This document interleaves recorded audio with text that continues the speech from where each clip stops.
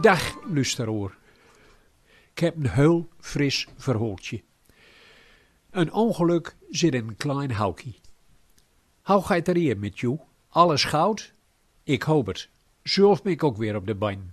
Of schoon ik ook regelmatig nog even van been afga. Wat er met mij los was, wil ik verzwiegen. En ik heb mijn beste vriend gevraagd om het niet openbaar te maken. Maar je weet hoe zo'n wat gaat. Speurneuzen kwam er achter touw en dan is het nij schaar rond. Meertmaand staat in onze provincie al lange tijd bekend als streektolmaand of dialectmaand, al nog lang hoe het uitkomt. Op mijn manier heb ik het dan ook geloepensdrak. Volk mol op pad om vuur te lezen uit eigen werk, aan het schrijven en zo weer. Boven dat heb ik de 25e maart, uitgerekend op mijn verjaardag, een leesbeurt aannam voor de vragen van Haren. En ik meende dat hij belangrijk was en dat ik hem niet afzeggen kon. Ik wil haar tracteren en mijn uiterste best doen. Stoef voor mijn verjaardag was stoffel klonterpont, pot en naaikoop. Niks aan de hand, geen kui of mui. Feestbouw de schuld geven, dat is niet te min. Ik wou in een afleid. Of er een prachtige poes door de brandgangen trippelde en ik haar per se nakijken wou om aan de wei te komen waar ze heen ging, ik weet het niet meer. Maar in tijd dat ik kokendheid water afgoot in de geutsteinen, was ik er met mijn kappie niet bij. Het kulde stoffel klonterpot en voordat ik erop verdacht was, belandde kokend water op mijn zakken. Ouwe, maar niet zo slim. Wel gaat nou ook op zakken een aai kopen. In het vervolg zal ik hoge schanden aantrekken, met stolen neuzen. Vlug heb ik de verbrande vouwen afkoud in koud water. Achterna bekeken, niet lang genoeg. De vouwen was wat rood, maar ach, wie ben allemaal wel eens wat rood om kap toch? Geen eigen in, en ik loop vrolijk weer. Bij het voorlezen smiddags op mijn verjaardag verschoof ik aangedurig van de ene op de andere vouwen. 2 maal 3 kwartier had ik het woord. Zo lang achter een kamer heb ik in huis nog nooit tegen mijn katten proer. En omdat geen ene van mijn touwheursters voortluip of wie de ruggetouw keerde, was ik van geen ophouden. Er moest een beetje verdiend worden, ja. Soms laat ik me tegen mijn gewoonte in, lang uit op de bank ploffen. Met tegenvolg dat mijn graadtoede, Mickey, ging op mijn lief liggen en zij loerde me doodongerust aan. Mijn vouwenverzorgster, pedicure Geesje, die even weer op woont, haar man was toevallig ook jorig op 25 maart. Ik gaf niet direct gehoor aan haar advies om haar op te belden, mocht er wat malheur wezen met mijn fouten. Maar een mailtje heb ik haar de eigenste oom nog wel stuurd. Zij stuurde een berichtje weer om en was daar lang niet gerust op.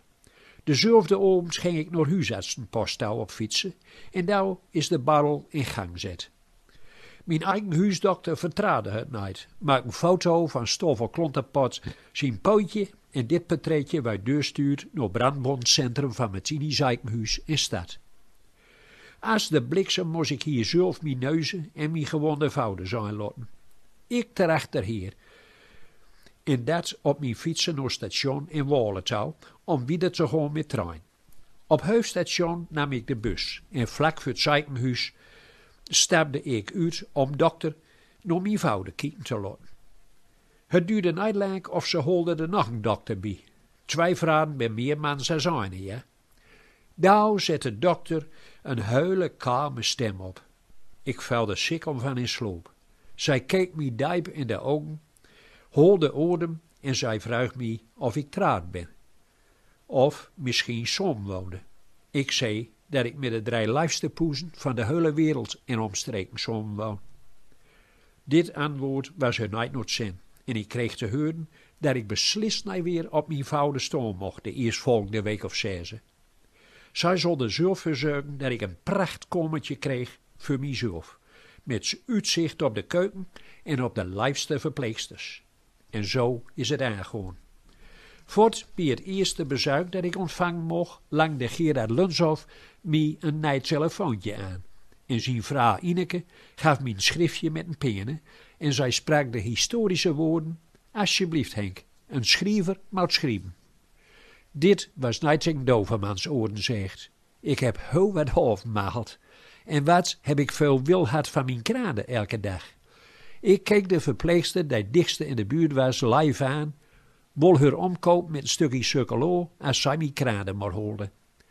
Moest op de hoogte blijven van wat er in de wereld te koop is, toch? Zo kwam ik de tijd wel duur. Mijn stukje sukkelo weigerde zij aan te pakken, maar ze kon nog zo druk hebben, mijn kranen broodde zij mij, met een kop koffie en een glimlach erbij. Had ik mijn leidje koffie en kraant toch niet vergeet schreven. Bedankt, lieve zusters. Joe allemaal ben onbetrouwbaar. Ik bewonder jou om joe hart vol liefde en joe vlugge benen, waarop joe achter joe zeiken medemens aanrunnen. Ik wens joe veel hardwerkende collega's toe, want aans vrees ik dat iedereen onder de deur gaan zelden aan die hoge werkdruk. Mijn schriftje erbij en hier dan 2 gedichten.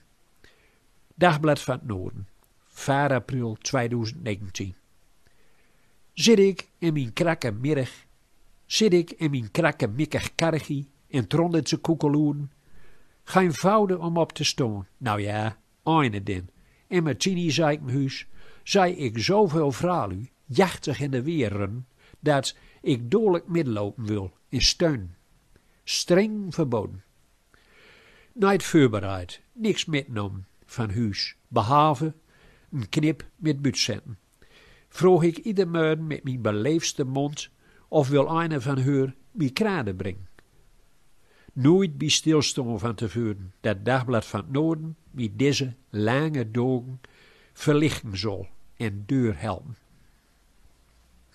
Een kort gedichtje erachteraan.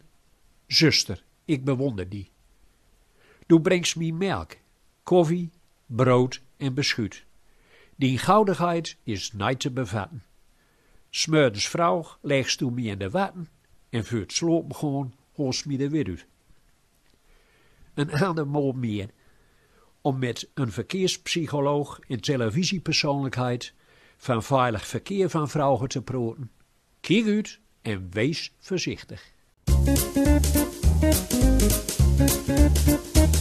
Sloot mijn ogen open en stap veruit. Laat kronen lopen, breek boren zijn beschuit. Mok frisse zin, pak kraant van mat. Schenk wat koffie in, het wordt al wat. Hij stal eens bij de hand met koffie en met kraant. Hij stal eens bij de hand met koffie en met kraant.